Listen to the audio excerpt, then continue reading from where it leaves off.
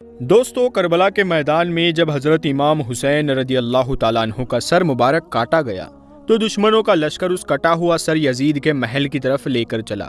محل میں پہنچنے پر ایک سپاہی نے حضرت حسین کا سر یزید کے سامنے رکھ دیا۔ یزید نے سر مبارک کو دیکھ کر خوشی کا اظہار کیا اور پھر ایک چھڑی لے کر حسین کے ہونٹوں پر ماری اور گھمنڈ میں کہنے لگا، دیکھ لو اے لوگو، جو میری مخالفت کرے گا اس کا یہی انجام ہوگا۔ یہ بے حرمتی دیکھ کر وہی دربار میں موجود ایک یہودی درباری کھڑا ہو گیا اور کہا، میں حضرت داؤد علیہ السلام کی نسل سے ہوں، 14 پشتوں کے بعد میرا نسب ان سے جڑتا ہے، اور ایک تم لوگ ہو کہ اپنے ہی نبی کے نواسے کا سر کاٹ دیا اور اس کی اس طرح سے بے حرمتی کر رہے ہو۔ یہ کیسا ایمان ہے، یہ کیسی امت ہے۔ اس گھڑی میں حضرت زینب اپنے بھتیجے امام زین العابدین کو پکڑ کر رو رہی تھی اور اپنے بھائی حضرت حسین کے کٹے سر کی بے حرمتی دیکھ کر اللہ سے فریاد کر رہی تھی۔ یزید نے امام زین العابدین سے کہا، دیکھ لیا نا، تیرے باپ نے میری مخالفت کی تو اللہ نے اس کے ساتھ کیا کیا۔ اس پر امام زین العابدین نے قرآن کی ایک آیت پڑھتے ہوئے کہا، جو کچھ ہوتا ہے وہ صرف اللہ کے حکم سے ہوتا ہے۔ یزید نے جواب دیا، یہ سب تم لوگوں کی کرتوتوں کی وجہ سے ہوا ہے۔ پھر اس نے حضرت زینب کے ہاتھ میں حضرت حسین کا سر مبارک دیتے ہوئے کہا، اب تم لوگ عزت کے ساتھ مدینہ لوٹ جاؤ۔ حضرت زینب روتی ہوئی اپنے گھر والوں کے ساتھ مدینہ کی طرف روانہ ہوئی۔ راستے بھر وہ اپنے بھائی کے کٹے سر کو دیکھ دیکھ کر روتی رہی۔ جب مدینہ پہنچے تو شہر میں کوہرام مچ گیا، ہر گھر سے رونے کی آوازیں آنے لگی۔ لوگ جمع ہو کر حضرت زینب کے پاس پہنچے۔ وہ خاموش تھی، کسی سے بات نہیں کر رہی تھی۔ ہاتھوں میں حضرت حسین کا کٹا ہوا سر تھا اور آنکھوں سے آنسو بہہ رہے تھے۔ اچانک حضرت زینب اٹھی اور اپنے بھائی حسین کا سر لے کر اپنے نانا حضور صلی اللہ علیہ وآلہ وسلم کی قبر کی طرف چل پڑی۔ جب حضرت زینب حضور صلی اللہ علیہ وآلہ وسلم کی قبر پر پہنچی تو آنکھوں سے بے اختیار آنسو بہنے لگے۔ انہوں نے سر مبارک کو قبر کے پاس رکھ کر فریاد کی، اے میرے نانا جان، کاش آپ زندہ ہوتے اور دیکھتے کہ آپ کے پیارے حسین کا کیا حال کیا گیا ہے۔ اسے قتل کیا گیا، اس کے جسم پر گھوڑے دوڑائے گئے، اور جب اس سے بھی دل نہ بھرا تو اس کا سر کاٹ دیا گیا۔ مدینہ کے لوگ بھی پیچھے کھڑے حضرت زینب کی یہ فریاد سن کر رونے لگے۔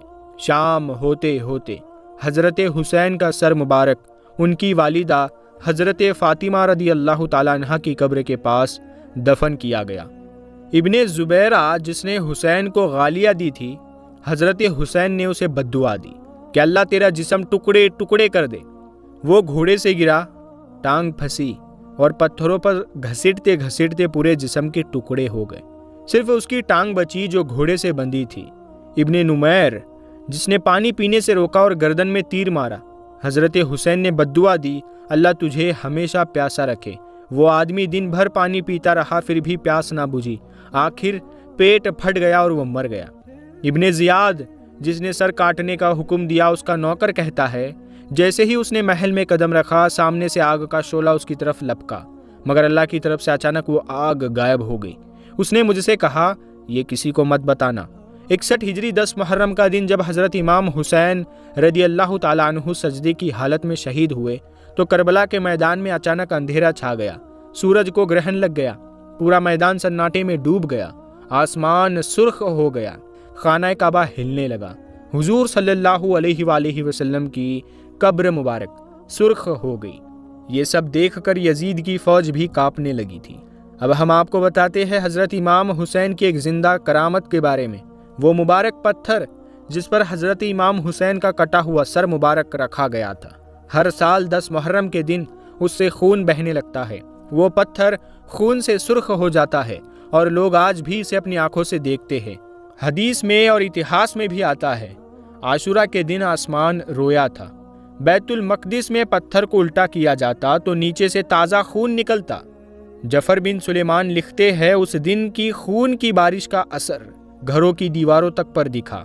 جب حضرت زینب کو یزید کے دربار میں قید کر کے لایا گیا تو انہوں نے وہاں ایک خطبہ دیا تھا جس کے آخر میں فرمایا، تعجب مت کرنا اگر ہماری اس مصیبت پر آسمان سے خون برسے، ندیاں خون سے بھر جائے۔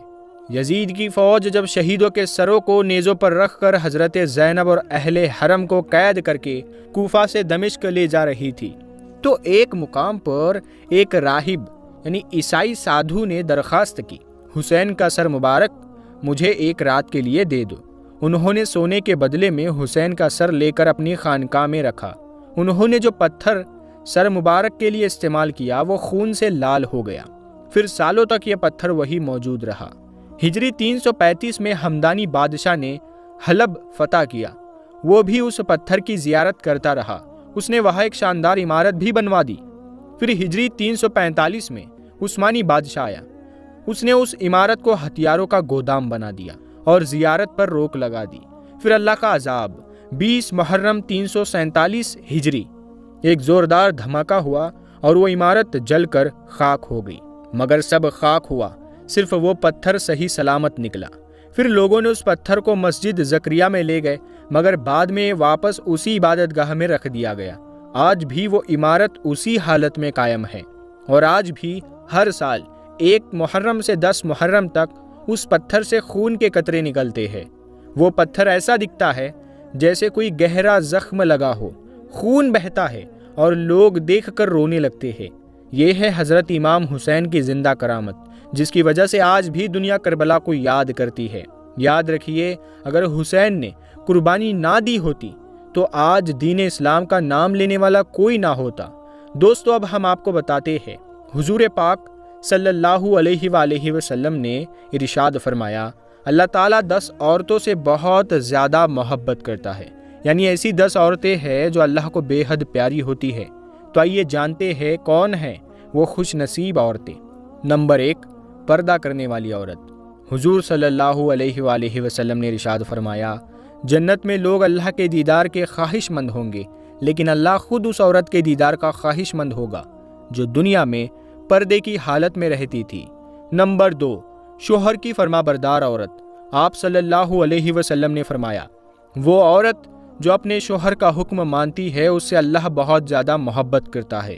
نمبر 3، غیر مرد کی نظروں سے حفاظت کرنے والی عورت۔ رسول اللہ صلی اللہ علیہ وآلہ وسلم نے ارشاد فرمایا، جو عورت غیر مردوں کی نگاہوں سے اپنے آپ کو بچاتی ہے اس پر جہنم کی آگ حرام کر دی جاتی ہے، اور اگر کوئی عورت خوشبو لگا کر غیر مردوں کے بیچ جاتی ہے تو اس پر اللہ کی لعنت ہوتی ہے۔